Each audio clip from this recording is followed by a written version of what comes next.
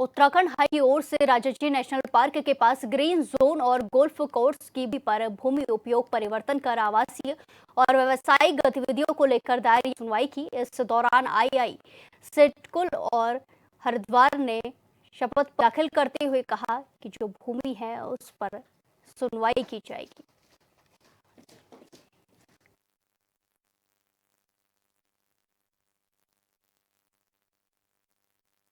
हमने एक जनहित याचिका दायर की थी जयपाल सिंह जी के नाम से, जो उधम सिंह नगर के रहने वाले हैं।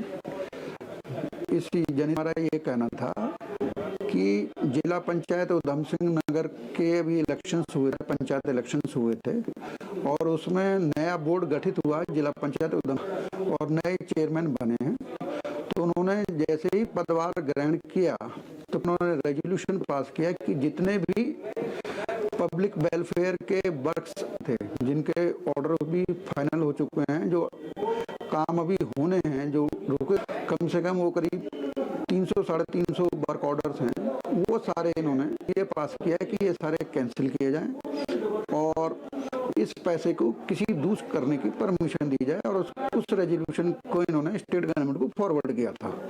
जय उधम सिंह नगर की जो रूरल बैकग्राउंड की जनता है उसके वेलफेयर होने थे, वो सारे अटक जाने थे और कोई काम नहीं होना था, क्योंकि पिछली 1-1.5 साल से जो जिला पंचायत बोर्ड था वो भी आपस में ही झगड़ा करते रहे। कुछ किसी ना कोई सारे टेंडर्स ऐसे ही हुए, कोई वर्क ऑर्डर कोई नहीं हुआ, कोई नाली नहीं बनी, कुछ नहीं। प्रदेश में बड़ी संख्या में हुए आईएएस के तबादले के बाद नैनीताल ने नवनियुक्त जिलाधिकारी ललित मोहन रयाल ने कार्यभार ग्रहण कर लिया है। इस मौके जिलाधिकारी ललित मोहन रयाल ने कहा कि उनकी प्राथमिकता सरकार को विकास योजना तक पहुंचाना होगा। जिले भर में चल रहे विकास कार्यों को तेजी से पूरा कराया जाएगा, का विशेष ध्यान दिया जाएगा। साथ ही नैनीताल की लोअर मॉल रोड ट्रीटमेंट समय से पूरा करने के लिए सभी संबंधित एजेंसी को निर्देशित किया जाएगा।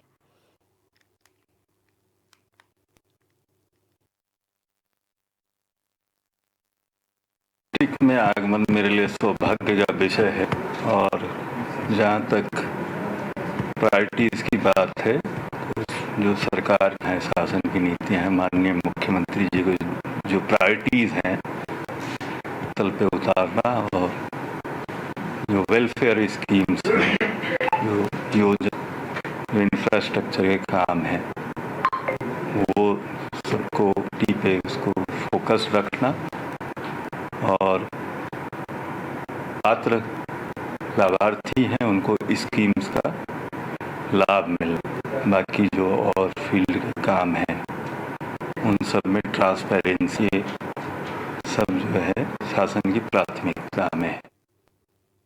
में हिंसा के बाद प्रशासन की सख्ती अब खुद सरकार पर भारी पड़ती दिखाई दे रही है। कांग्रेस ने घेरते हुए धारा 163 को तुरंत हटाने की मांग तेज कर दी है। कांग्रेस का कहना है मनमानी ने अब निर्दोष जनता को बंधक बना दिया है। जिस क्षेत्र में धारा 163 लागू की आबादी करीब 18,000 है, जबकि पुलिस के मुताबिक इस हिंसा में शामिल लोग केवल 400 थे। बावजूद इसके पूरे इलाके को शाम 7 बजे से सुबह 7 दिया गया है। कांग्रेस का सवाल है कि आखिर किसके इशारे पर इतनी बड़ी आबादी को कैद झेलना पड़ रहा है। कांग्रेस नेताओं का कहना है कि दीपावली जैसे बड़े त्योहार पर व्यापारियों की आजीविका पर बुरा असर पड़ रहा है। हमारा एक प्रतिनिधि मंडल, जैसे हमारे महानगर अध्यक्ष जी ने बताया, हम लोग एसडीएम साहब से मिलने गए थे और हमारी उनसे मांग थी कि धारा 163 जो कम से कम आज से 25 दिन पहले यहाँ पर एक लोकल एक के बाद लगी, तो उस धारा 163 को लगे हुए अब काफी समय हो गया है और कोई कारण हम लोगों को नजर नहीं आता। आज यहाँ पर सारी शांति व्यवस्था बनी हुई है और 163 के बाद शाम को 7 बजे से सब लोगों को यहाँ पर असुविधा हो रही है। लोगों का मेडिकल रिलेटेड दवाई से संबंधित काम होता है। हमने ये भी बात की कि भाई ये त्योहारों का सीजन है और हर वर्ग के लोग दिवाली बड़े त्योहार में शिरकत करते हैं। कुछ व्यापारिक रूप से करते हैं और उन लोगों को अपने सारे काम धाम छोड़ के 7 बजे से पहले घर आना होता है, जो कि उचित नहीं है। मुख्यमंत्री पुष्कर सिंह धामी के आदेशों को अधिकारी कितनी गंभीरता से लेते हैं, इसका उदाहरण चंपावत जिले के लोहाघाट में देखने को मिल रहा है। मुख्यमंत्री धामी के द्वारा 31 अक्टूबर तक प्रदेश की सड़कों को गड्ढा मुक्त करने के निर्देश दिए हैं। मुख्यमंत्री के द्वारा दिए गए निर्देशों को उनके ही जिले चंपावत में अधिकारी कितनी गंभीरता से ले रहे हैं, इसका उदाहरण लोहाघाट के एनएच कार्यालय के सामने पड़े राष्ट्रीय राजमार्ग के गड्ढों और सड़क की बदहाली से जाना जा सकता है। लोगों ने बताया कि लोहाघाट राष्ट्रीय राजमार्ग में एमजी होटल से लेकर मरोड़ा खान तक राजमार्ग पूरी तरह से गड्ढों से पटा पड़ा है।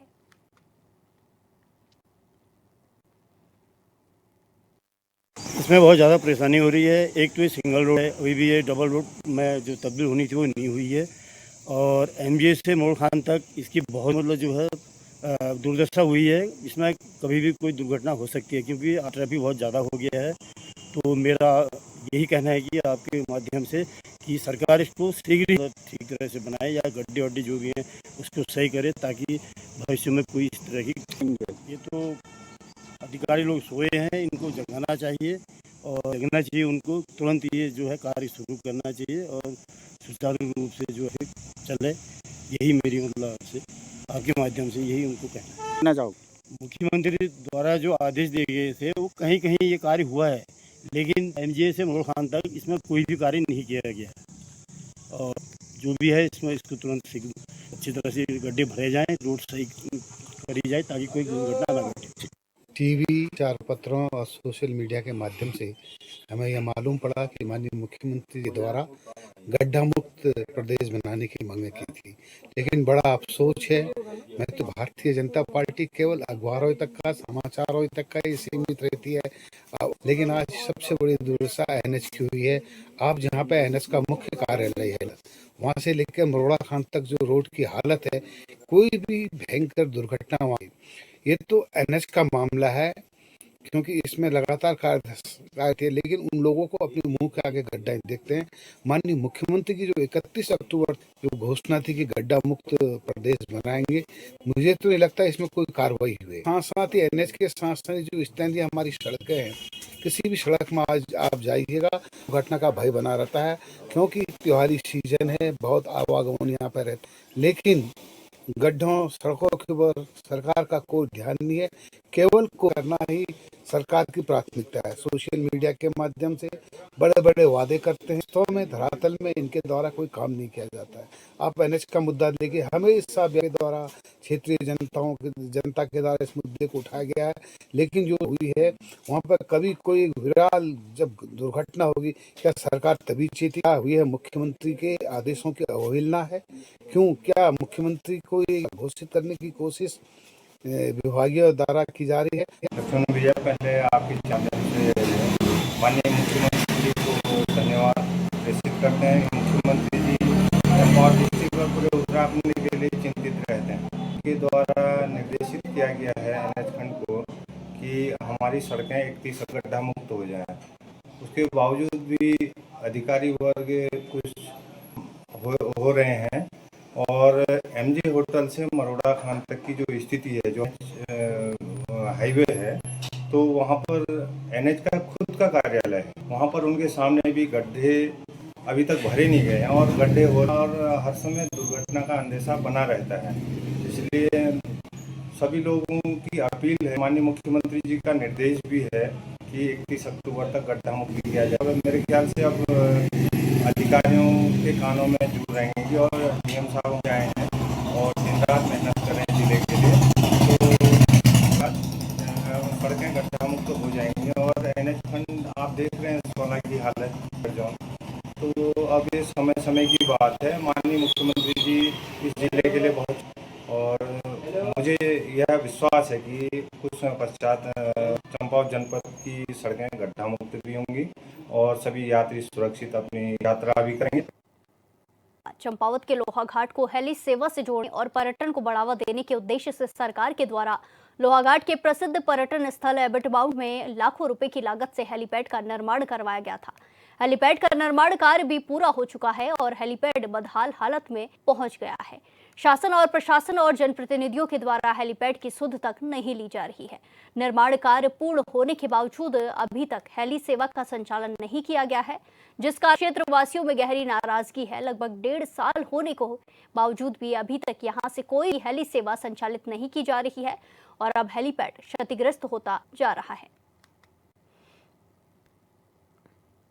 देखिए, जैसे मैंने पहले भी बताया था ना, लगभग 125 साल पुराना ये फील्ड है जिसको अंग्रेज़ों द्वारा बनाया गया था और एक इतनी अच्छी जगह है वहाँ पे, प्रकृति सौंदर्य इतना बढ़िया है, सामने देवदार के पेड़ और सामने फिर हिमालय पर्वत की छवि बिखरती हुई, जो मतलब पर्यटक भी वहाँ पे घूमने आएंगे तो मंत्रमुग्ध हो जाता है। बहुत सुंदर ग्राउंड है वहाँ पर को, तो अंग्रेज़ों द्वारा बनाया गया था।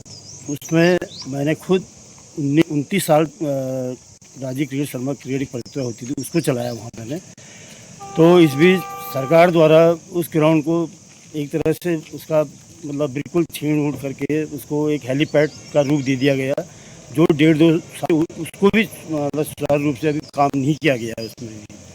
तो पहले तो बचलते थे, बहुत दूर दूर से टीमें आती थी, अब आज एक तरह से बिल्कुल वो हो गया है उसका मतलब वहाँ पर उसको बेकार कर दिया सरकार द्वारा। मेरी आपके माध्यम से रिक्वेस्ट है कि या तो उसको पहले की तरह से ग्राउंड बना दिया जाए या फिर इसमें जो बनाया तो उसको सुचारू रूप से शुरू किया जाए।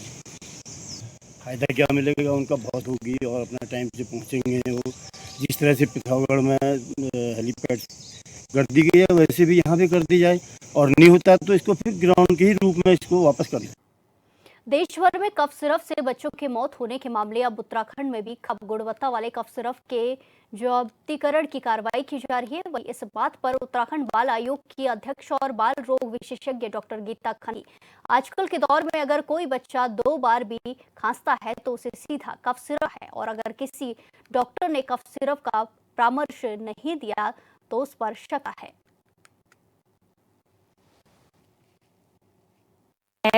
खास तौर पे आजकल बस बच्चे ने 2 बार खांसा तो कॉफ सिरप चाहिए। थोड़ा अप फ्रंट है, प्राइवेट डॉक्टर के पास जाए या वो सरकारी में, अगर डॉक्टर साहब ने कॉफ सिरप नहीं दिया तो फिर डॉक्टर साहब फेल हैं या माता हो जाते हैं। इसलिए और वायरल बहुत होने लगा है, प्रदूषण की वजह से खांसी का इंसिडेंस, कॉफ सिरप की सेल भी बढ़ गई है। डेक्स्ट्रामेथोर्फन छोटे बच्चों के लिए, और पहले जो कॉफ सिरप छोटे बच्चों के लिए होते थे उनमें से ज्यादातर फॉलकोडीन सब्सटेंस थे, वो बैन पहले ही हो चुके हैं। अब कॉफ सिरप मिलने के नाम पे हमें कॉफ सप्रेशन सिर्फ डेक्स्ट्रामेथोर्फन वाला है, और वो 2 साल से कम एक तो देना नहीं चाहिए, पहली बात। लेकिन जो जिनसे मौत हुई है, जो सैंपल फेल हुए, उसमें जो प्रिजर्वेटिव था वो बहुत डेंजरस और टॉक्सिक था। बनाने वाले की गलती है, लिखने वाले की नहीं है। दूसरी बात, खाली लिखने से कोई कॉफ सिरप, आप कहिए 2 ml पिलाना है, वो 2 चम्मच पिलाएंगे। आप कहिए कि ऊपर के बच्चे को ही देना है, लेकिन वो जाके घर में छोटे बच्चे को खांसी है उसको भी, तो ये सेल्फ मेडिकेशन से भी होता रहता है। बाटा चौक पर सोमवार रात 2 व्यापारियों पर अज्ञात लोगों ने धारदार हथियार से हमला कर दिया। हमले में स्थानीय व्यापारी दीपक जोशी और जगदीश जोशी घायल हुए हैं। घायलों को स्थानीय व्यापारियों ने जिला अस्पताल पहुंचाया, जहां उनका इलाज चल रहा है। हमले की सूचना मिलने पर अस्पताल में व्यापारी और पुलिसकर्मी पहुंचे। फिलहाल पुलिस मामले की जांच पड़ताल में जुट गई है। बाटा चौक के वहाँ पर को रहने वाले आशु पवार और विक्की द्वारा हमारे व्यापारी जोशी जी पर, दोनों भाइयों पर हमला किया गया है धारदार चाकू से, जिसकी मैं कड़ी निंदा करता हूं, क्योंकि कहीं ना कहीं पे हमारे व्यापारियों के लिए बड़ी आघात करने वाली चीज़ है। और इसमें अगर पुलिस प्रशासन शीघ्र इसमें कार्रवाई नहीं करता है, शीघ्र अरेस्टिंग नहीं करता है, तो इसमें हम किसी भी हद तक जा सकते हैं, क्योंकि व्यापारियों की सुरक्षा को देखते हुए हमें ठोस कदम उठाने पड़ेंगे, क्योंकि आज तक के अल्मोड़े के इतिहास में कभी भी ऐसी स्थिति नहीं आई है। अस्पताल में 8:30 बजे के लगभग में मुझे सूचना मिली है कि एक बाजार में एक किसी कोई हाथापाई हुई है, कोई हिंसा की घटना हुई है।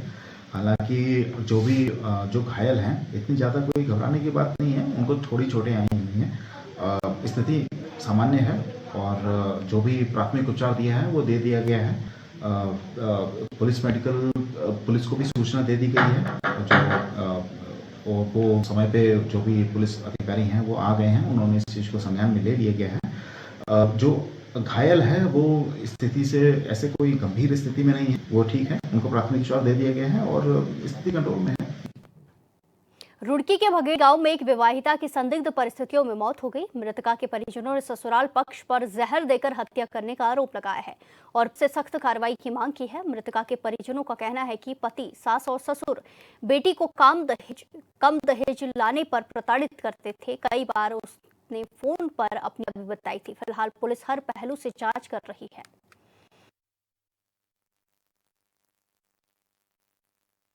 भाई मेरा नाम हसरत है और मैं वाला हूँ और कारोबारी एतबार से मैं रुड़की रहता हूँ।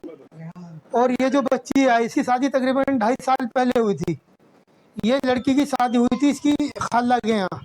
सुनने में, क्योंकि हम भाई मामा लगते हैं, दूर से हमें अक्सर ये आवाज़ आती थी कि भाई लड़की को परेशान किया जा रहा है। कभी कभी 2 लाख रुपए की डिमांड करते हैं, कभी बोलते हैं भाई हमें और सामान चाहिए था, हमारे पास तो बड़े बड़े इस तरह की बातें हमने सुनी है कि भाई हमें तो कार मिल रही थी दूसरी जगह से। दूसरी बात यह है कि जो बच्ची है ये बता रही है कि इसको सुबह के टाइम इसको जहर दिया गया है। मैं 3 महीने तो बहुत परेशान कर रखी थी। मैं से जबरदस्त है, जिस तरह किस तरह हो जाएगा, टाइम कट जाएगा। लड़की भी कहते हैं टेंशन न ली, जगह निभा।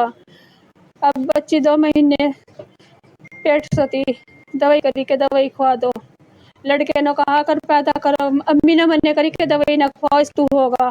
फिर लड़के ने कहा दवाई खाओ, बोलना बंद कर दिया। लड़की के साथ सजा दी मार, गर्दन पर भी घर उठर लगे लड़की के। मैं जब भी बर्दाश्त करके चलो कोई नहीं, बाप नहीं है, कौन देखोगा इन्हें।